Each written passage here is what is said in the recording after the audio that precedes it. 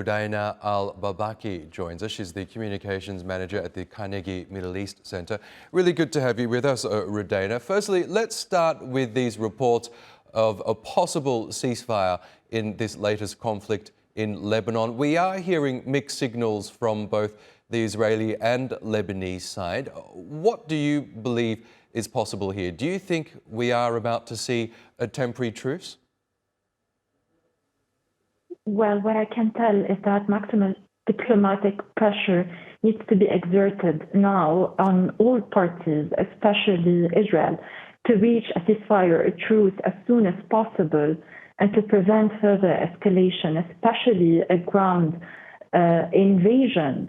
Lebanon is already under significant strain due to economic collapse, political instability, and a lack of cohesive governance. Lebanon already hosts over 1.5 million Syrian refugees and thousands of Palestinian refugees, to whom support coming from agencies such as the UNHCR and UNRWA and other state members has been significantly diminished in the last few years. So Lebanon is facing an unprecedented humanitarian crisis due to the intensification of Israeli offensive in the last recent days, and gross human rights and violations of the law of war are indeed occurring, particularly by the Israeli government. What is happening now is the depopulation of southern Lebanon, effectively creating a buffer zone free not only from Hezbollah fighters, but also from both supportive and opposing communities. I mean, as of yesterday, according to the Ministry of Public Health, around 1,247 people have been killed since the start of the conflict. Around 600 of them were killed in one day, during one day this week. Most of the killed and the injured persons are civilians, including a large number of women and children. Yesterday, the government emergency plan coordinator, he announced that according to the estimates in the past 72 hours or so, around 150,000 people have left their lands and towns in the south region of Lebanon and in the Beqa. And there are several layers to this displacement question in Lebanon. These IDPs are Lebanese, but also residents of Lebanon, so Syrians too. And only 53,000 of these, which is around 30% of the total number of displaced, were sheltered so far in around 300 shelters out of 360 prepared by the Lebanese government contingency plan. We have seen people crossing the border to go to Syria. And these people, I would say, or according to the recent estimates, around 8,000 Syrians have crossed the border in the last 72 hours to return to Syria, but a very similar number of Lebanese have also crossed the border to go to Syria. Right now, the need...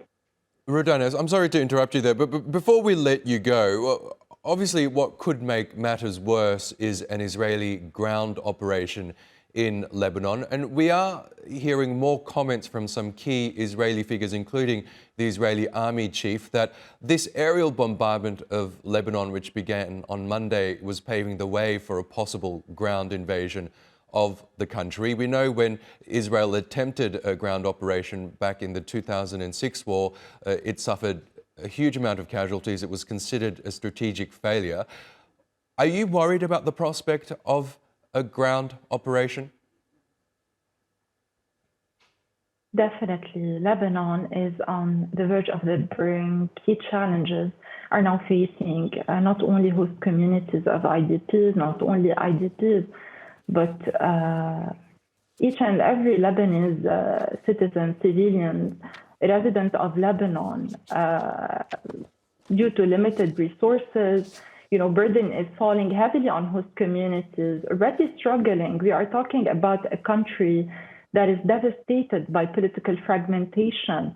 So there's a political deadlock. It's complicating the decision-making, and there are delays and in the coordinated national response to the displacement, but also to the relief and to the emergency health providing. So there's a huge pressure on the health system in Lebanon, and I cannot but see that this situation, there is no way it could be sustainable on the medium and on the long term, and let alone the pressing question if these displaced persons, should a ceasefire or a truce is reached down the road, there is a huge and immense challenge on the challenge of constructing and rebuilding Lebanon in the situation, context, the regional and international context that Lebanon is being placed in today. Rudayna Al-Baalbaky, we will have to leave it there, but thank you so much for updating us there from Beirut. Appreciate it.